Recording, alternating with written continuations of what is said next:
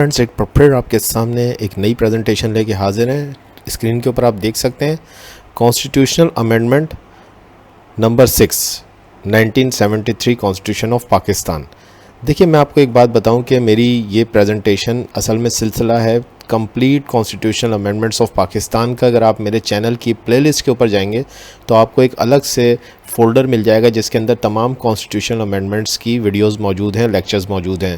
میں نے مختصر کر کے ساری کی ساری کانسٹیٹیوشنل امینڈمنٹس کو بتایا ہے، لیکن جہاں پہ ضرورت پہ محسوس ہوئی ہے وہاں پہ میں ڈیٹیل میں بھی گیا ہوں، جیسے کہ 18th کانسٹیٹیوشنل امینڈمنٹ ہے یا جیسے 25th کانسٹیٹیوشنل امینڈمنٹ ہے۔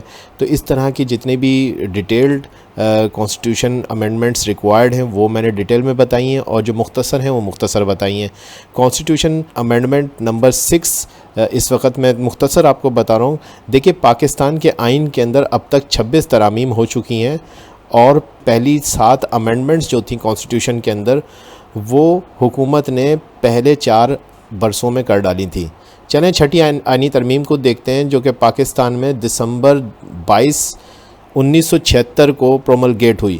کانسٹیٹیوشن آف پاکستان میں چھٹی امینڈمنٹ اس وقت کی گئی جبکہ قومی اسمبلی کا عام انتخابات سے قبل آخری اجلاس ہو رہا تھا، اور اس ترمیم کے ذریعے سپریم کورٹ اور ہائی کورٹ کے چیف جسٹس کی ٹوٹل ڈیوریشن تھی سروس کی، اس سے بڑھایا گیا، یعنی کہ چیف جسٹس کے عہدے کی ڈیوریشن پوری نہیں ہوتی اور وہ ریٹائرمنٹ کی عمر کو پہنچ جاتے ہیں تو بطور چیف جسٹس کی حیثیت سے کام کریں گے جب تک کہ ان کے عہدے کی ڈیوریشن پوری نہیں ہو جاتی۔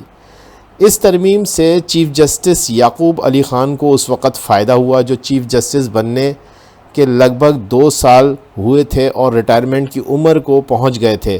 جسٹس یعقوب علی خان ذوالفقار علی بھٹو کے خاص قریبی ساتھی سمجھے جاتے تھے۔ تو یہ ایک چھوٹی سی میں نے ڈیٹیل بتائی constitution amendment number 6۔ I hope کہ آپ کو یہ پریزنٹیشن پسند آئی ہوگی۔ اگر آپ کو پسند آئی تو پلیز لائک اور سبسکرائب کر دے گا۔ Thank you.